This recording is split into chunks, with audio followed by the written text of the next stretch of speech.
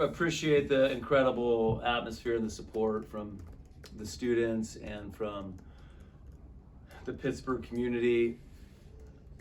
Kentucky is an incredible team. They're incredibly coached. They're fighters.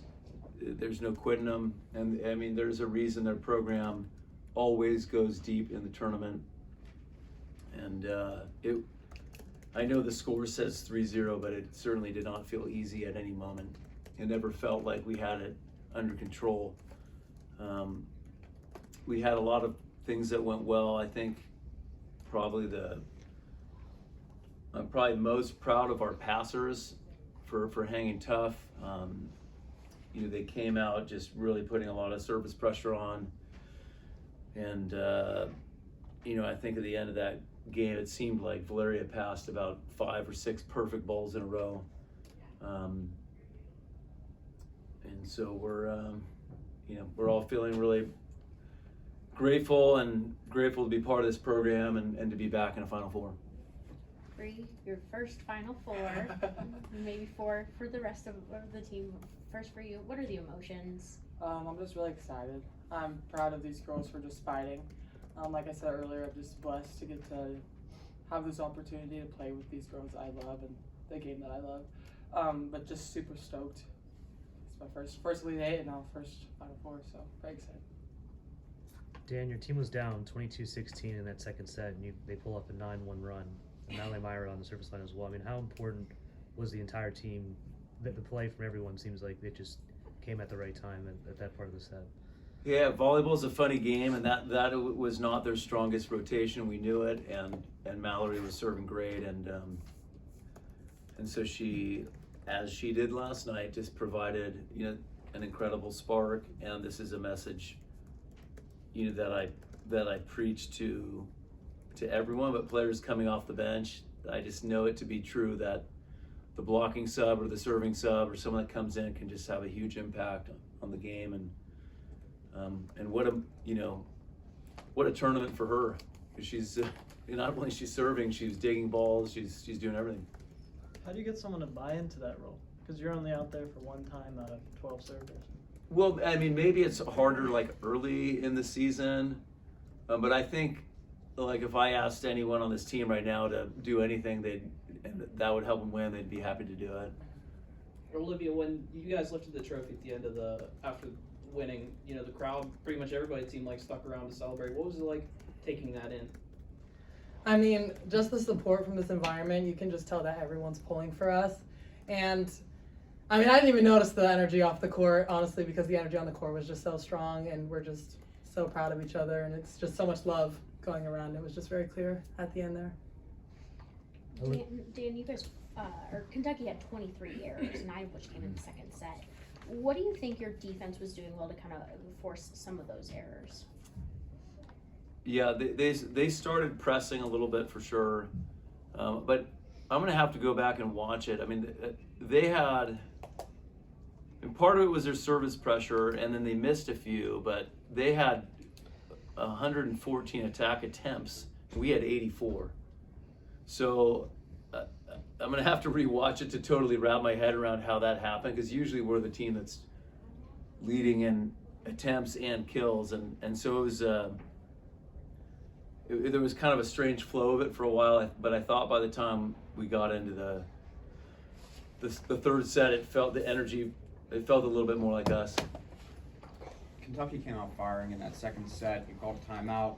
Just talk about the message and the result from your girls to come out in that set. Well, the message was the same as the message in between the set. I didn't really love how we played to end that first set. We kind of got a little tentative, and we weren't just playing aggressive volleyball, and that kind of seemed to bleed into the second set. But but what an incredible comeback and job by them to stay in it.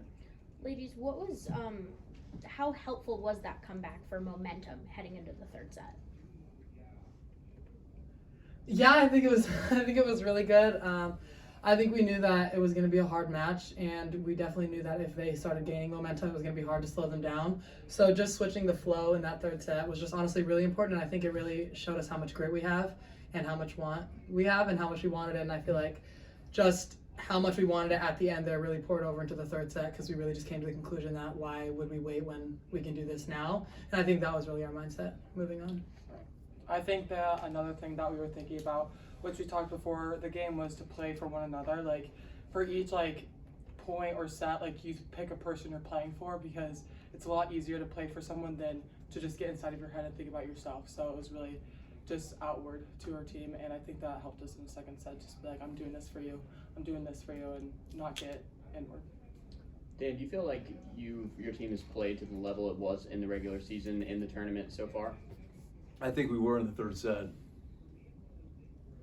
Dan, I mean, the job's not done. You're going to the Elite Eight, but what's the message for the team following this win?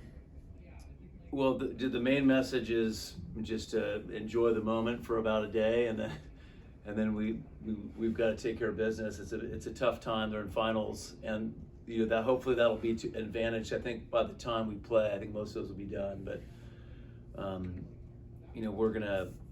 we're gonna have to prepare to be in games, like we were tonight, where it's gonna be really hard, and we're gonna have to earn every point. Following up on that, Coach, and for Coach and Olivia, this is obviously a celebratory occasion, and my intention with this question is not to be the skunk at the garden party. However, 3 straight Final Fours, what would you say to anyone across this city and across this campus who might think to themselves tonight, another Final Four, yeah, we've seen this movie, we know how it ends? I don't think they're thinking that at all this year. We're a different team, we're a more experienced team, and it's very clear that when we step on the court, we want it. I think there's no doubt in my mind that this year when we come out and play in a Final Four, we're going to compete to win. We're not playing not to lose, we're playing to win, and I feel like everyone in the city knows that, and everyone on the court does too. Olivia and Bre, we talk a lot about Rachel, and you guys have talked a lot about your connections with her, but truly, how important has she been to get you guys back to this fourth Final Four? Oh. I'm sorry, can you ask the question? Yeah, just how truly big has Rachel been to get you guys back to the Final Four for a fourth time? Yeah, I mean, she's just such a leader on the court. I think she really builds the confidence of her hitters. And something that I think is really important for a setter to do that I feel like she does a really good job of is she tries to make sure that all of her hitters are feeling confident, are in quote unquote flow at all times. So like if someone makes a mistake, she's like, I got you with this ball. She just wants everyone on the court to feel confident knowing that we have each other's mutual trust, and if she were to set them, she fully has full confidence that they're going to kill the ball. And I think that's just a really big factor. And then just overall, she's just such a leader on the court. She pulls for this team, and it's so clear how much she wants it. So it's very clear that she's playing for the team, so the team tries to return the favor and play for her. And then Dan, what was it like having this game at the Pete? I'm sorry. No, Sorry. it's okay, it's okay. No, that's my fault. Having this game at the Pete instead of the last 2 times you're here and you hosted is at the Field House. Yeah, it did feel a little bit different, and but in a good way. I mean, it's just, what was the final total of 10? Yeah, almost 10,000. So it's special to play in front of big crowds, and I know it's happening more and more, but I guess when you're celebrating with it's nice to celebrate with a bigger crowd. All right, can I circle back? Yeah, I was just gonna say, Rachel is a leader, like Liv said, and I think she is one of the most talented setters I've ever played with. She puts us in positions that are just really good at all the time, and I think that just is what's helping this team. She's a leader, and she's also just an amazing setter. Bre, 5 of your 8 kills came in the final set where Coach was saying you were playing at their best, at Pitt's best. What was different in that set for you? Wait, the last set? Well, we Yeah. passed a little better. We passed amazing. I was just saying literally in the elevator, I said, when we can pass, it's just pure gold with this team. Like, I think we could play any ball away, no matter what, but I think that once our passers are locked in and they grit through whatever is going on in the game, we just connect on all levels. Dan, Valeria, Kat, Rachel, and Emmy have now made 4 straight Final Fours. This was their final home game for them as well. But how important have they been, not just throughout their careers in this season, but also in this NCAA tournament for you, just to get back to the Final Four once again? I think you said it. I mean, who does that? Makes 4 straight Final Fours. It's incredible. And you know, I don't want that. The main thing for me is I just really want them to realize how special that is. And I know that they're always thinking about the next game, but what an incredible year. So proud of them. Olivia, you've played in 2 NCAA tournaments, and this is your second all-regional MVP. Just what is it like to, you know, continue to improve your game year to year and play in these big moments? I mean, it's just all about the people I'm surrounded by.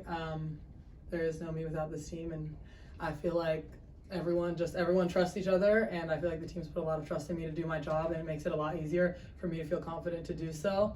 I mean, as you can see, clearly Fish trusts me because I missed a lot of serves, and yet he still put me on the service line. So I think just having that amount of trust really makes it easy to play even better for my team, and that's just the goal, to provide for the team as much as I can. Any last questions?